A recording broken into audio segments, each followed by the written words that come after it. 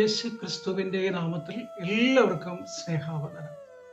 Emmanuel prayer മിഷന്റെ ഉറവ് എന്ന ഈ പ്രോഗ്രാമിലേക്ക് ഹാർദവമായ സ്വാഗതം. കർത്താവിൽ പ്രിയരെ, എല്ലാവരും സുഖമായിരിക്കുന്നു എന്ന് കരുതുകയാണ്. നിങ്ങളെ ഓർത്തുകൊണ്ട് ഞങ്ങൾ പ്രാർത്ഥിക്കുന്നു. ഞങ്ങൾക്ക് നൽകുന്ന എല്ലാ നല്ല കൂട്ടായ്മകൾക്കും സഹകരണത്തിനും നൽകിക്കൊണ്ടിരിക്കുന്ന എല്ലാ നല്ല പ്രോത്സാഹനങ്ങൾക്കും ഒരിക്കൽ കൂടെ നന്ദി പറയുകയാണ്. കഴിഞ്ഞ ദിവസങ്ങളിൽ നമ്മൾ ചിന്തിച്ചതായിരിക്കുന്ന വിഷയങ്ങൾ 4 കാര്യങ്ങളാണ് കഴിഞ്ഞ ആഴ്ചയിൽ നമ്മൾ ചിന്തിപ്പാൻ ഇടയായി തീർന്നത്. ഓരോ എപ്പിസോഡിൽ ഒന്ന്, ഹൃദയം തുറക്കുക, കണ്ണുകളെ തുറക്കുക, ചെവി തുറക്കുക, നാവ് തുറക്കുക അല്ലെങ്കിൽ വായി തുറക്കുക. 5ാമത് ഇന്ന് നമ്മൾ ചിന്തിക്കുന്നതായിരിക്കുന്ന വിഷയം ബുദ്ധി തുറക്കുക എന്നുള്ളതാണ്. ഒരു വിശ്വാസിയുടെ ജീവിതത്തിൽ അനിവാര്യമായ 5 വാതിലുകളെ കുറിച്ചാണ് പറഞ്ഞത്. ഓരോ വിഷയങ്ങളും 1 മണിക്കൂർ എടുത്ത് സംസാരിക്കത്തക്ക നിലയിലുള്ള വിഷയങ്ങളാണ്. അത് വെറും 10 മിനിറ്റിനുള്ളിൽ രത്നച്ചുരുക്കമായി ചില വാക്കുകൾ നിങ്ങളുടെ ശ്രദ്ധയിൽപ്പെടുത്തുകയും സമയം കിട്ടുമ്പോൾ വായിച്ച് കൂടുതൽ അറിയുവാൻ താല്പര്യപ്പെടുകയും ചെയ്യണം. ഓരോ വ്യക്തികളും ആത്മീയമായ വളർച്ചയുണ്ടാകുകയും വീഴാതെ വണ്ണം നിൽക്കുവാൻ തക്കവണ്ണം പ്രാപ്തിയുള്ളവരും ആത്മനിറവുള്ളവരുമായിരിക്കണം എന്നാഗ്രഹിച്ചുകൊണ്ടാണ് ഈ ശുശ്രൂഷ ഇതുവരെയും മുന്നോട്ട് കടന്നു പോകാൻ സഹായിച്ചത്. അനേക പ്രിയപ്പെട്ടവർ പ്രാർത്ഥന ആവശ്യപ്പെടുകയും അനേക പ്രിയപ്പെട്ടവർക്ക് വേണ്ടി ഞങ്ങൾ ഇവിടെ പ്രാർത്ഥിച്ചുകൊണ്ടിരിക്കുകയാണ്.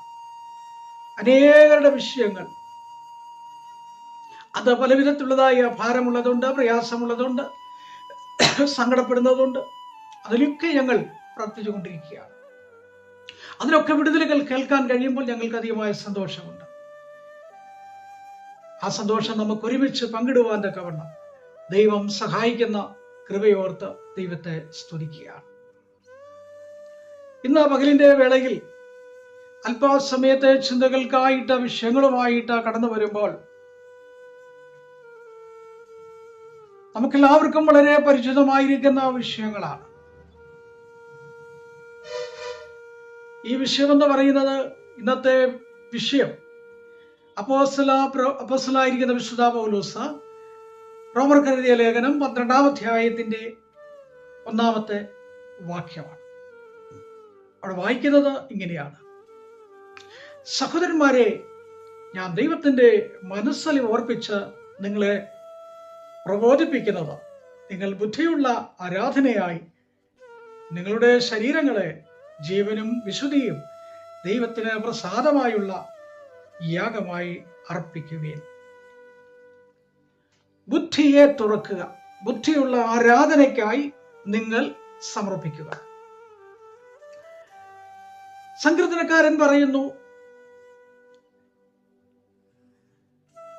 മൂഢന്റെ ഹൃദയത്തിൽ ദൈവമില്ല എന്ന് പറയുന്നു.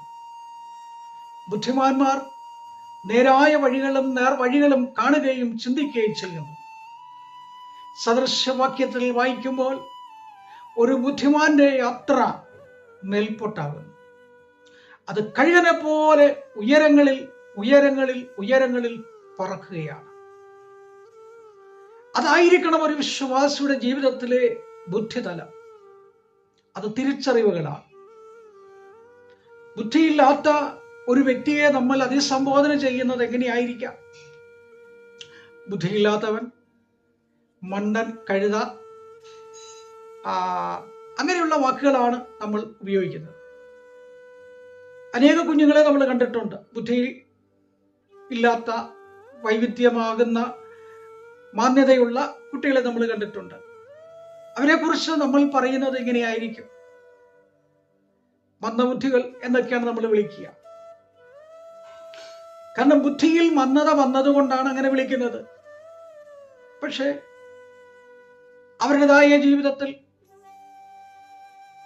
അവരുടേതായ ചിന്തകളിൽ, അവരുടേതായിരിക്കുന്ന ആ കാര്യങ്ങളിലൊക്കെ ഒരാളുടെ ആശ്രയം ആണ് കാണാൻ കഴിയുന്നത്. മാതാപിതാക്കൾ അല്ലെങ്കിൽ ആരെങ്കിലും എപ്പോഴും സഹായം വേണം. അനേക പ്രിയപ്പെട്ടവർ ഇങ്ങനെ നോക്കുന്നതായിരിക്കുന്ന സ്ഥാപനങ്ങളില്, ഹോസ്പിറ്റലുകളില്, അമ്മാവന്മാരും അച്ചായന്മാരും സഹോദരന്മാരും ഒക്കെ വിവിധ രാജ്യങ്ങളിലുള്ളവർ ഇതുപോലെയുള്ളവരെ കുറിച്ച് സംസാരിക്കാറുണ്ട്.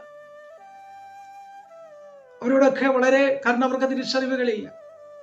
എന്ത് ചെയ്യണം എന്ന് അവർക്കറിയില്ല, എങ്ങനെ പ്രവർത്തിക്കണം എന്നറിയില്ല. അവരൊരു കാര്യം ആവശ്യപ്പെട്ട് മനസ്സിൽ ചിന്തിച്ചാൽ അത് ലഭിക്കപ്പെടുന്നത് വരെയും അവരുടെ ആ ചിന്താതലം അതായിരിക്കും. ഇവിടെ അപ്പോസ്തലനായിരിക്കുന്ന വിശുദ്ധ പൗലോസ് പറയുന്നത്, നിങ്ങളെ വിളിച്ചിരിക്കുന്ന വിളിയെ ഓർത്തുകൊള്ളുവീൻ. സാധാരണക്കാരെ വിളിച്ചതുപോലെയല്ല, സാധാരണക്കാരെ കണ്ടതുപോലെയല്ല, സാധാരണക്കാരെ അറിഞ്ഞതുപോലെയല്ല, സ്വർഗീയ വിളിക്ക് ഓഹരിക്കാരായുള്ളവരെ. അതാണ് ഇവിടെ നമ്മൾ വായിക്കുന്നത്. കാരണം ദൈവം നമ്മളെ തിരഞ്ഞെടുക്കപ്പെടുന്നത് ചെറിയ കാര്യമല്ല. ദൈവത്തിൻ്റെ വലിയ വലിയ വലിയ കാര്യങ്ങളിലൂടെയാണ് നമുക്കത് കാണാനായിട്ട് സാധിക്കുന്നത്. എഫെസ്യ ലേഖനം 1-ാം അധ്യായത്തിൽ നമ്മൾ വായിക്കുമ്പോൾ, അവന്റെ സന്നിധിയിൽ വിശുദ്ധരും നിഷ്കളങ്കരും ആകേണ്ടതിന് ലോകസ്ഥാപനത്തിന് മുൻപേ അവൻ നമ്മെ തെരഞ്ഞെടുത്തു.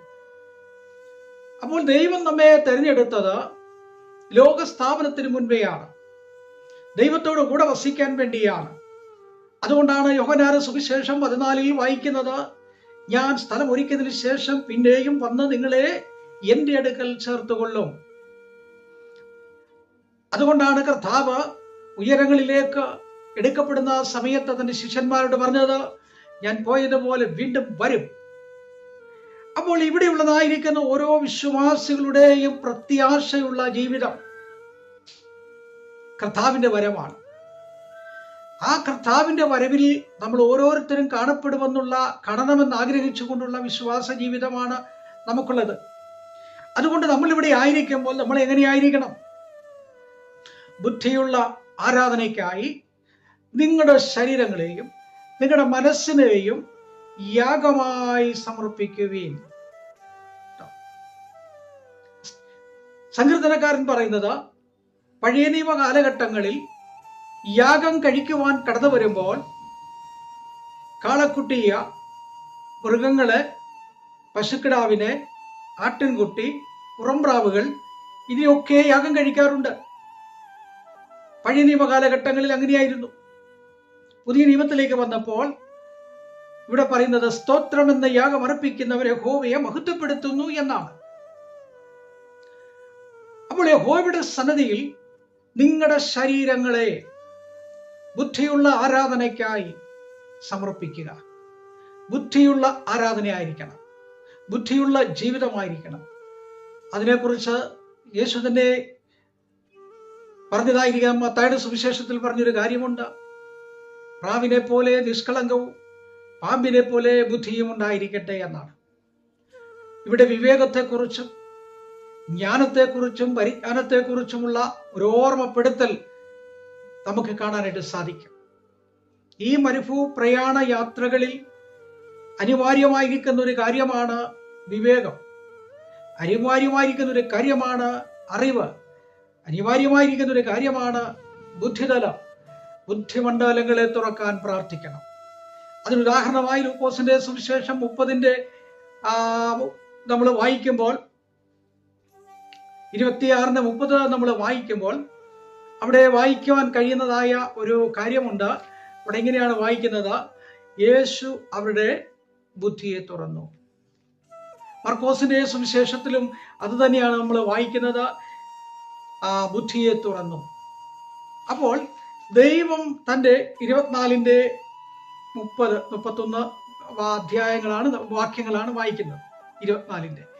അപ്പോൾ യേശു എപ്പോഴാണ് അവരുടെ ബുദ്ധിയെ തുറന്നത്? യേശു ഉയർത്തെഴുന്നേറ്റു,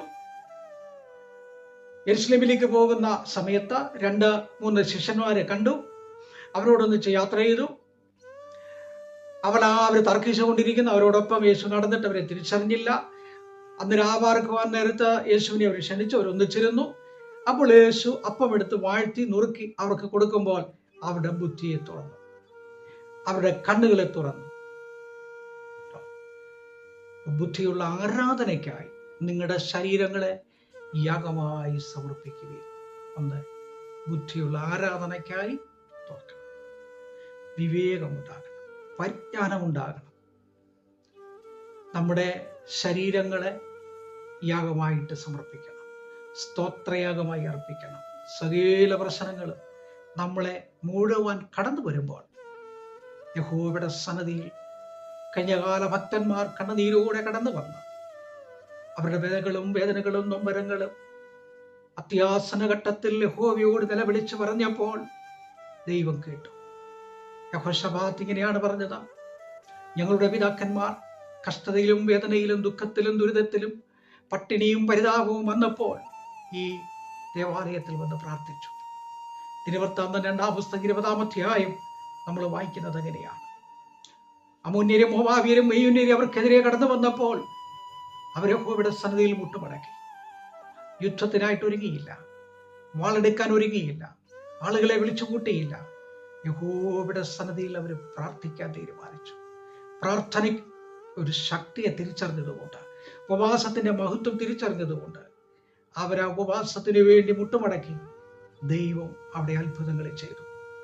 അതിന്റെ അവസാന ഭാഗം വായിക്കുമ്പോൾ, ഈ പടയിൽ പൊരുതണ്ട, ഞാൻ നിങ്ങൾക്ക് വേണ്ടി പൊരുതും എന്ന് പറഞ്ഞു.